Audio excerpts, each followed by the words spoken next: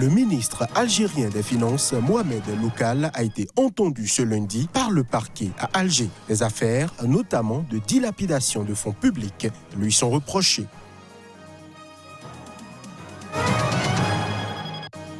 Le Front pour la sauvegarde de la démocratie a appelé à un dialogue politique national au Mali pour un consensus élargi. Pour le Front, c'est la seule option pour sortir le pays de la crise qu'il connaît. Il faut s'attendre à une détérioration de la situation humanitaire déjà grave dans la région de Tripoli depuis le 4 avril. C'est en tout cas ce qu'a déclaré Mariano do Valle Ribeiro, l'adjointe de l'émissaire de l'ONU en Libye. Voilà pour le sommaire. Bienvenue à chacun, bienvenue à tous. Le ministre algérien des Finances, Mohamed Loukal, gouverneur de la Banque centrale jusqu'à sa nomination fin mars au gouvernement, est entendu ce lundi par le parquet à Alger, ce en lien avec des affaires notamment de dilapidation de fonds publics selon la télévision nationale. Les précisions. La justice avait annoncé le 20 avril avoir convoqué Mohamed Loukal, gouverneur de la Banque centrale, jusqu'à sa nomination fin mars au gouvernement, en compagnie de l'ex-premier ministre Ahmed Ouyaya, sans préciser si elle souhaitait les entendre comme témoins au suspect. Mohamed Loukal comparaît en ce moment devant le procureur de la République d'un tribunal d'Alger où il fait face à des accusations dans des affaires de dilapidation de deniers publics et d'avantages indus, indique la télévision nationale sur un bandeau. L'ex-puissant chef de la police Abdel Ghani Hamel, limogé en juin 2018, est également entendu lundi avec son fils au tribunal de Tipaza, à 60 km à l'ouest d'Alger, dans d'autres affaires. Le général Hamel et son fils font face à des accusations d'activités illégales, de trafic d'influence, de détournement de biens fonciers et d'abus de fonction, selon un autre bandeau de la télévision.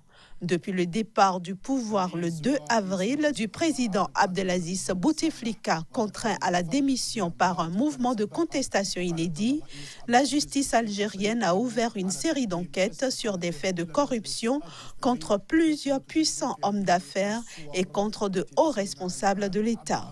Les manifestants qui réclament toujours le départ de l'ensemble du système au pouvoir dénoncent depuis le début de la contestation le 22 février les liens troubles entre la présidence Bouteflika et les oligarques, hommes d'affaires ayant fait fortune grâce à d'énormes contrats publics.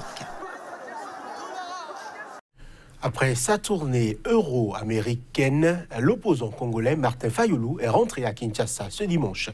Lors d'un meeting qu'il a tenu dans un quartier populaire de l'Est de la capitale, il a fustigé l'alliance entre le président Félix Tshisekedi et son prédécesseur, Joseph Kabila. Les précisions. De retour à Kinshasa ce dimanche, après sa tournée euro-américaine, Martin Fayulu, qui revendique toujours la victoire à la présidentielle, a été accueilli à l'aéroport de Ndili par des milliers de personnes. Devant les militants, le candidat de la coalition Labuka a expliqué d'abord le contenu de la convention qui lie les 6 dirigeants de la plateforme Lamuka. Il a clamé leur détermination de faire, a-t-il dit, triompher la volonté du peuple.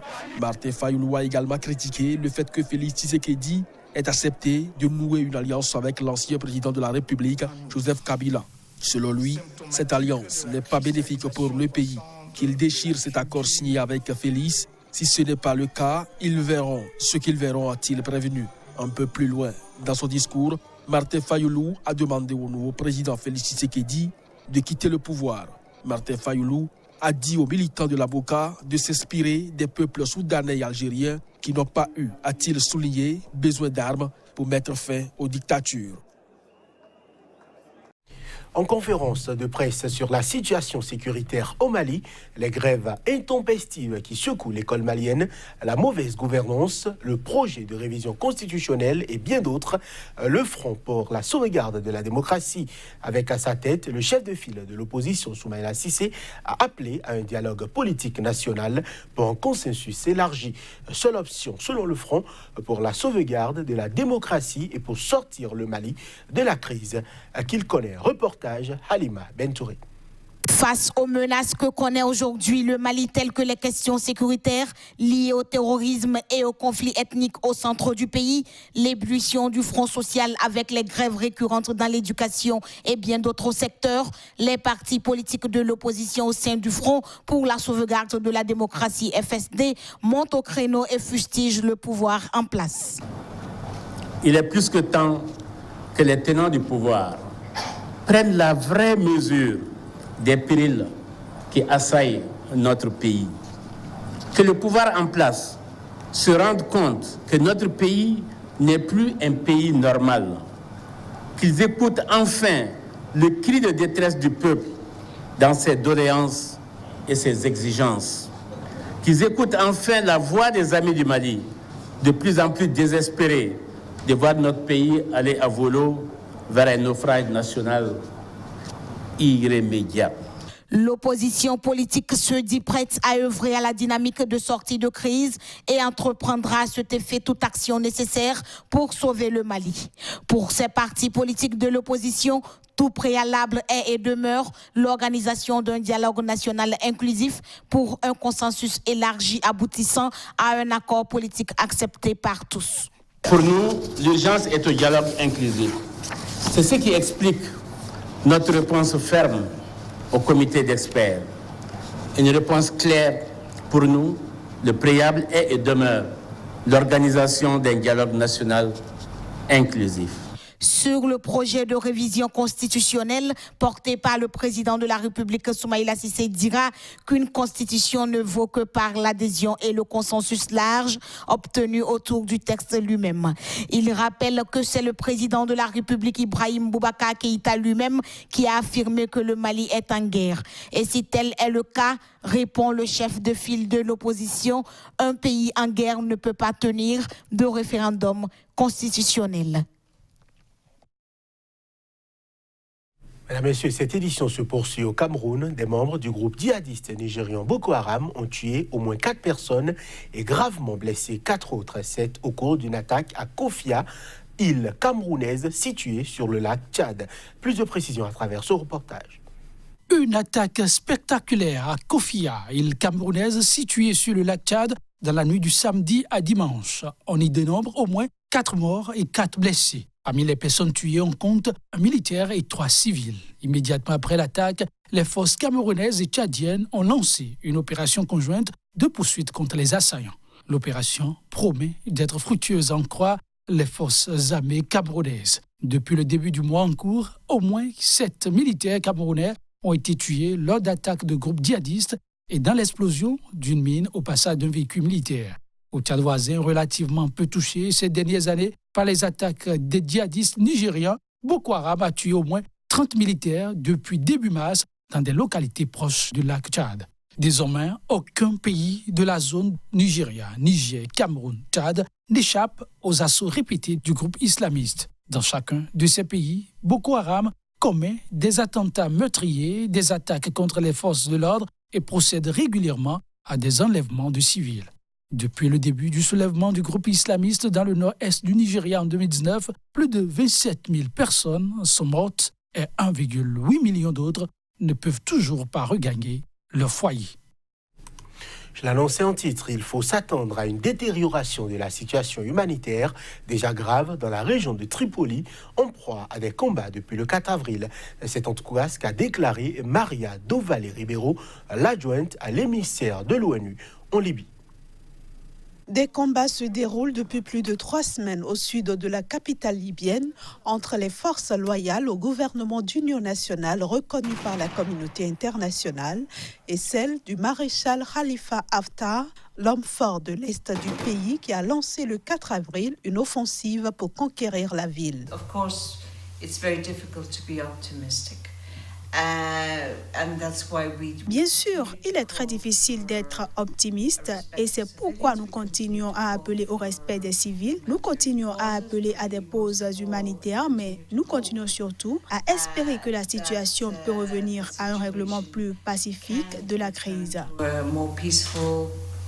settlement of the crisis. Quand on voit l'utilisation de moyens aériens, les bombardements sans discernement de zones densément peuplées, comme l'on l'a vu la semaine passée, il est difficile d'être optimiste, estime la responsable adjointe de la mission d'appui de l'ONU en Libye, chargée notamment de l'aide humanitaire. Donc, sur la base de l'évaluation initiale, nous avons lancé un appel pour un montant additionnel de $10 millions qui ne couvre pas tous les besoins que nous prévoyons, mais qui peut couvrir au moins une réponse essentielle pour les premières 3-4 semaines. Tant que la situation se poursuivra, même si elle stagne et juste continue comme ça, nous pouvons nous attendre à voir la situation continuer à se détériorer. Si 40 100 civils ont déjà fui les combats, certains sont toujours bloqués dans les zones de combat, difficiles d'accès pour les services de secours et les humanitaires. Par ailleurs, 3 500 migrants et réfugiés sont en danger dans des centres de détention situés près des zones d'affrontement, souligne-t-elle en précisant que 800 ont déjà été évacués. Depuis le 4 avril, au moins 278 personnes ont été tuées et 1332 ont été blessées, selon l'Organisation mondiale de la santé. Et pour finir, le Premier ministre socialiste Pedro Sánchez a remporté ce dimanche les élections législatives en Espagne, mais il n'a pas atteint la majorité nécessaire pour gouverner seul dans le pays divisé où l'extrême droite se prépare à entrer au Parlement plus de 40 ans après la fin de la dictature de Francisco Franco. Nous avons envoyé un message de ce que nous ne voulons pas. Nous ne voulons pas de régression. Nous ne voulons pas de politique réactionnaire. Nous ne voulons pas revenir en arrière. Nous voulons un pays qui va de l'avant, qui regarde vers l'avenir, qui conquiert plus de droits et de libertés.